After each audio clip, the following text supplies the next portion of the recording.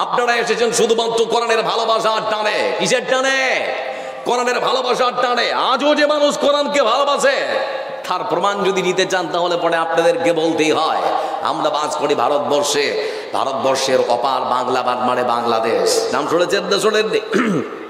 অপার বাংলায় আপনাদের গ্রামের মতো একটা প্রত্যন্ত গ্রামাঞ্চলে ছোট্ট একটা হিফজের মাদ্রাসা, মানে কোরআনের হিফজ শেখানো হয়। তো ছোট্ট মাদ্রাসায় ফজরের যখন আজান হয়েছে ঠিক সেই সময় মাদ্রাসার প্রধান শিক্ষক ছোট্ট ছোট্ট কোরআনের পাখিগুলোকে ঘুম থেকে তুলে দিচ্ছে। ঠান্ডা কনকনে পানিতে তারা অজু করে সুন্দর করে নামাজ পড়ার জন্য কাতারবদ্ধ হয়ে তারা বসে পড়েছে। এমন সময় ইমাম সাহেব সামনে এগিয়ে গিয়েছে, নামাজ শুরু করলো। নামাজ পড়তে পড়তে একটা ছোট্ট কোরআনের পাখি, যার নাম বন্ধু আমার ওবায়দুল্লাহ, বয়স আনুমানিক 8 বছর হবে, ছোট্ট একটা কোরআনের পাখি যার নাম ওবায়দুল্লাহ, মাথা ঘুরে উল্টে পড়ে গেল। নামাজ শেষে তার মাথায় খানিকটা পানি ডালা হলো। চেতনা যখন ফিরে এসেছে খুবই চিৎকার করে কাঁদছে, মাথার এই দিকে প্রচন্ড ব্যথা সহ্য করতে পারে না, দিয়ে চলে যাওয়া হলো। বন্ধু আমার সকাল সকাল পার্শ্ববর্তী ক্লিনিকে তার মাথার সিটি স্ক্যান করা হয়েছে। সিটি স্ক্যান করার পর বিকেল 4টার সময় ডাক্তার রিপোর্ট দেখার পরে মাদ্রাসার প্রধান শিক্ষককে ডেকে বলে, হুজুর আপনার মাদ্রাসার বাচ্চার মাথার মধ্যে ব্রেন টিউমার ধরা পড়েছে। ব্রেন টিউমার, অপারেশন না করে ব্রক ছেলেটা যে কোনো সময় মারা যেতে পারে। আমার বন্ধুরা ঠিক সেই সময় তখন পরামর্শ নেওয়া হচ্ছে, হুসাব এই ব্রেন টিউমার অপারেশন করতে কত টাকা খরচ হতে পারে? বলে লক্ষ টাকা আনুমানিক। বলে হুসার এতগুলো? বলে হ্যাঁ। ঠিক সেই সময় বাচ্চাকে সাথে করে নিয়ে এসেছে মাদ্রাসায়। আসার পরে বন্ধু আমার তার বাবাকে ফোন দিয়ে বলে, ভাইজান মনটা একটু শক্ত করুন, মাদ্রাসায় আসতে হবে, আপনার বাচ্চাটা অসুস্থ হয়ে পড়েছে, আপনাকে খুব দেখতে যাচ্ছে। আমরা এরকম করে বলি, মাদ্রাসা চালাই তো, তা আমরা বলি কেউ ছেলে যদি অসুস্থ হয় তা আমরা বলি একটু আসুন দেখুন আপনার ছেলেটা আপনাকে দেখতে যাচ্ছে আর কি। যখন এসেছে আসার পরে ওই ছোট্ট কোরআনের পাখির বাবাকে তখন ডেকে বলা হচ্ছে, ভাইজান এমনিতেই ডাকা হয়নি, আপনার বাচ্চার মাথার মধ্যে ব্রেন টিউমার ধরা পড়েছে। ডাক্তার বলেছে অপারেশন না করলে পড়েছে কোনো সময় মারা যেতে পারে। তো তার বাবা চোখ দিয়ে তখন ঝরঝর করে জল ঝরছে। বলে হুজুর কত টাকা খরচ হতে পারে? বলে ডাক্তারের সঙ্গে পরামর্শ করেছি লক্ষাধিক টাকা। বলে আমি একজন রিক্সাওয়ালা, রিক্সা চালিয়ে আমার সংসারটাকে কোনো মন্ত্র মেনটেন করে, লক্ষ টাকা আমার পক্ষে জমানো সম্ভব নয়। তারপরও বাড়িতে গিয়েছে, বাড়ি গিয়ে স্ত্রীর সঙ্গে পরামর্শ করেছে, কিছু মানুষের কাছে সাহায্য কিছু চাঁদা তুলেছে, আর নিজ স্ত্রীর গয়নাগুলো যেগুলো রয়েছে হাতের নাকের কানের যা ছিল বন্ধু আমার সব কিছু বিক্রি করে আনুমানিক প্রায় 50,000 টাকা তারা জোগাড় করেছে। 50,000 টাকা দিয়ে মাদ্রাসার প্রধান শিক্ষকের হাতে তুলে দিয়ে বলে, হুজুর আর তো পারলাম না, আর তোমার পক্ষে সম্ভব হলো না জোগাড় দেওয়া হুজুরে বাদ, তাহলে কি হবে? বলে চিন্তা করার কোনো কারণ নেই, আমি ডাক্তারের কাছে পরামর্শ করেছি, ঢাকার একটা বড় হাসপাতাল রয়েছে, ঢাকার মধ্যে কাকরাইল জেলা হাসপাতাল, সেখানে একজন ভালো সার্জন আছে যার নাম হলো ডাক্তার মাহফুজুর রহমান। সেই ডাক্তার মাহফুজুর রহমান তিনি নাকি ব্রেনের যে টিউমার হয় তিনি নাকি সেটার সার্জন, একদম স্পেশালিস্ট, সেখানে আমাকে যাওয়ার জন্য পরামর্শ দিয়েছে। আমার বন্ধুরা মাদ্রাসার প্রধান শিক্ষক বাবা মা ছোট্ট সন্তানকে সাথে নিয়ে প্রত্যন্ত গ্রামাঞ্চল থেকে তারা ঢাকার উদ্দেশ্যে পাড়ি দিয়েছে। ঢাকায় পৌঁছানোর পর ডাক্তার সাহেবের ক্লিনিকে যখন প্রবেশ করল, ডাক্তার রিপোর্ট দেখার পরে হতবাক। ডাক্তার দেখে তখন বলতে শুরু করেছে, ভাই আমার এ বাচ্চার তড়িঘড়ি করে অপারেশন যদি না করা হয় কোনো মতোই বাঁচানো যাবে না, অসম্ভব, বাঁচানো যাবে না। আমার বন্ধুরা ঠিক সেই সময় তখন বলা হচ্ছে, স্যার কত টাকা খরচ হতে পারে? বলে আনুমানিক লক্ষ টাকা। বলে কিছু কম হবে না?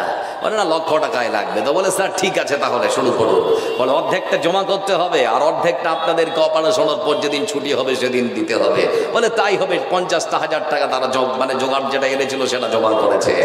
আমার বন্ধুরা এবারে রাত আনুমানিক তখন 12:15 ডিসেম্বর মাসের শেষ রাত্রিতে বন্ধু আমার আর মাত্র 15টা মিনিট পার হলে পরে সারা পৃথিবীর মধ্যে শুভ নববর্ষ পালন করার জন্য ওই উল্লাস শুরু হবে।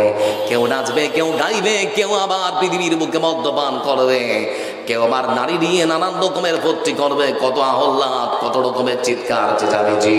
ঠিক সেই সময় চট্ট কোরআনের পাখিটাকে ঢোকানো হচ্ছে তার মরণ বাঁচন লড়াই, শুধুমাত্র তার ব্রেনে টিউমার করার জন্য ওটিতে ঢোকানো হলো। দীর্ঘ 45 মিনিট ধরে তার মাথাটাকে ডাক্তার মাহফুজুর রহমান কেটে চিরে ফেড়ে যে টিউমার ছিল টিউমারটাকে বের করে আবার মাথাটাকে সুন্দর করে সেলাই করে দিয়েছে। 45 মিনিট পর ডাক্তার এবার ওটি থেকে বেরোচ্ছে, তো কাছে যে লোকগুলো থাকার কথা তারা নেই, দূরে দাঁড়িয়ে আছে। আবার বন্ধুর ডাক্তার কাছে গিয়ে বলে, কি ব্যাপার, আপনাই তো পরিবারের ওই ছেলেন নাকি? বলে হ্যাঁ। বলে এত দূরে কেন? বলে স্যার অনেকটা মন খারাপ, সেজন্য দূরে দাঁড়িয়ে আছি। বলে কেন? ওদিকে মা কান্না করছে, মার কাছে গিয়ে বলে কান্না করছেন কেন? বলে স্যার আপনি তো বলেছেন 50,000 টাকা অপারেশনের পড়ে যেদিন ছাড়া হবে সেদিন নাকি লাগবে। মনের মধ্যে চিন্তা, এত টাকা আবার নতুন করে কেমন করে জোগাড় করব? বলে স্যার আপনার কাছে অনুরোধ, আমাদের এই ছোট্ট বাচ্চাটার জন্য কি আর একটু কমানো যায় না? ঠিক সেই সময় ডাক্তার মাহফুজুর রহমান প্রত্যন্ত গ্রামাঞ্চলের হতদরিদ্র মানুষের কথা শোনার পর তিনি বললেন, তাহলে তোমাদের জন্য 10,000 টাকা মাফ করা হলো, 40,000 টাকা দিতেই হবে।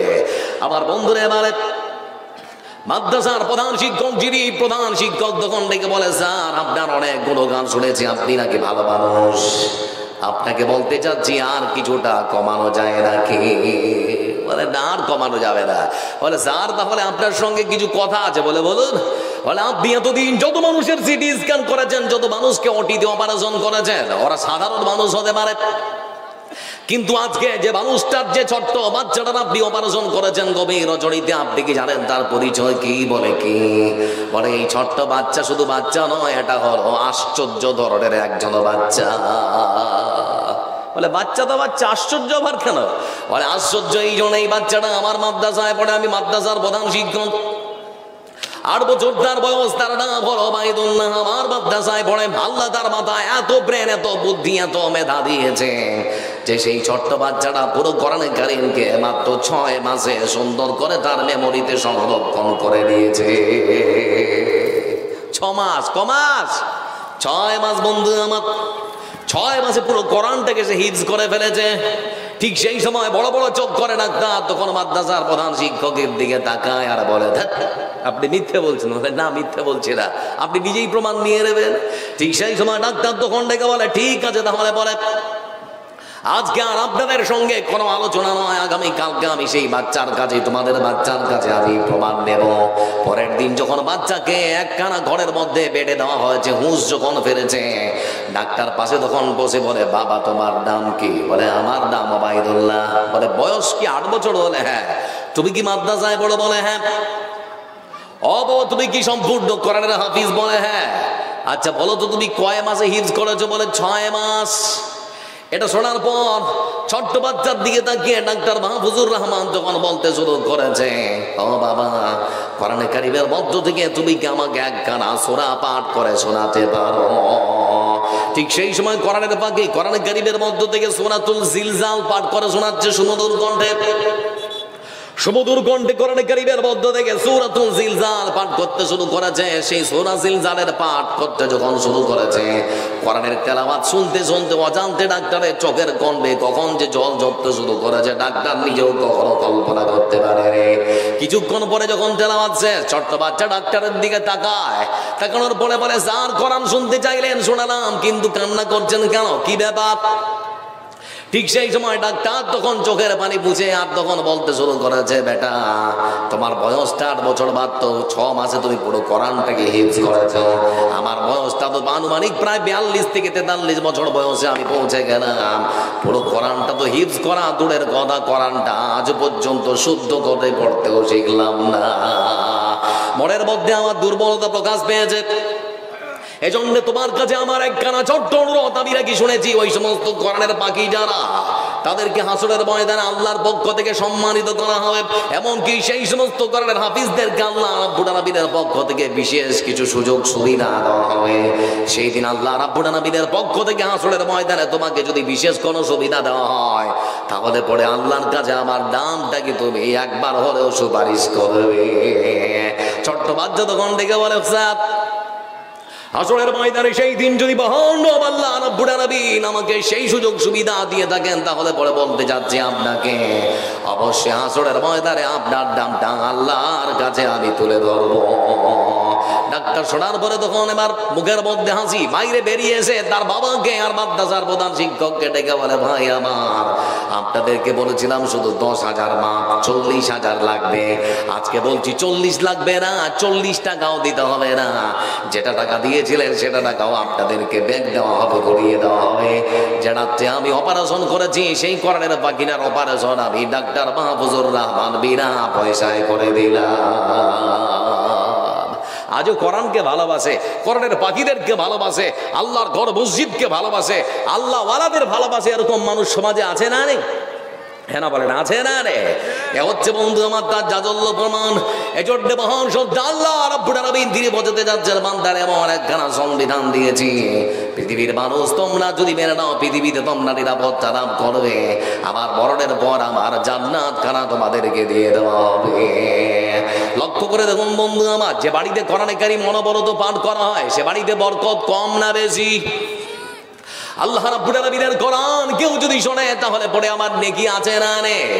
আল্লাহ রাব্বুল আলামিন তিনি কোরআনে কারীমের মধ্যে বলেন, ওয়াকিদা কুরিয়াল কুরআন ফাসতামিউ লাহু ওয়া কানসিতু লাআল্লাকুম তুরহামুন।